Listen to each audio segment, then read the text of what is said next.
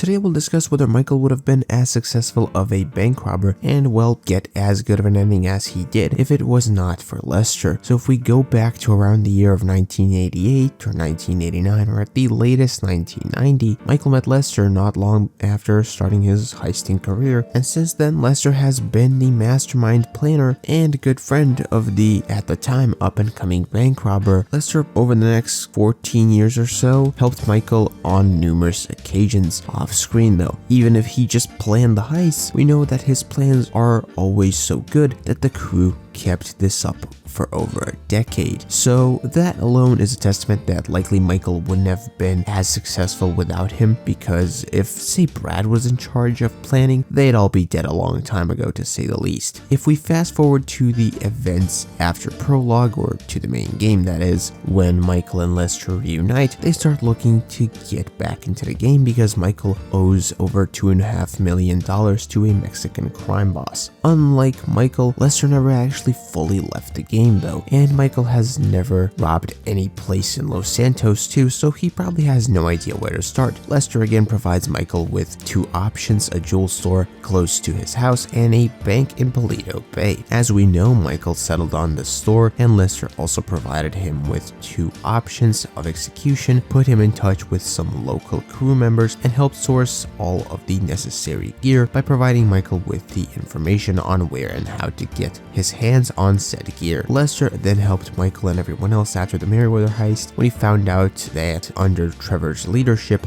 they stole a super weapon. If he at that point hadn't found out about it and showed up right then and there, everyone, including him, Michael, Trevor, Franklin, and likely others, would have been dead in a very short amount of time. The other option Lester mentioned to Michael before they did the jewel store job, the Blaine County Savings Bank, was also robbed by the gang, and he again came in clutch with the target, the location, and a plan. And considering how narrowly the trio made it out of that shit show alive, I am 150% confident that if it wasn't for Lester, who got the idea to get those military suits and juggernaut suits, whatever you want to call them, of course with miniguns, I genuinely do think that everyone would have been dead, especially when you factor in the fact that the original getaway plan that the gang agreed on couldn't be executed, and if they never committed that bank robbery, they couldn't have done the work for the feds and monkey business, which means who knows what kind of shit Steve Haynes would pin on the main group for not complying. If it wasn't for Lester, Michael would have straight up died in the mission Fresh Meat, as Franklin wouldn't have been able to find him all on his own. Then he saves Michael again by planning the FIB raid, which if Michael hadn't done, he would have been screwed. And again, Michael is capable, but I don't think that without Lester, the group would have been able to literally break into the West Coast FBI headquarters and steal a bunch of files. Onto the wrap up though, this one again doesn't concern Michael's robbing career, but his life in general. It's believed by some people, myself included, that it was Lester who contacted Trevor when Michael was in trouble on the wrap-up mission. Trevor couldn't have known that Michael was there, and it's also possible that even if he did, he wouldn't have showed up to save him. Then there is the big one, which if Lester hadn't mentioned to Michael and Trevor, they wouldn't have done it, which was the biggest heist of their lives, and what they like to refer to as their masterpiece and longtime dream. Now, let's be 150% honest here. Everything I said about the crew dying in heists prior to this one goes at least triple for the big one. This shit is something that Lester has been thinking about and probably planning for the last 20 years or so. And if the crew went in without him, they would have been arrested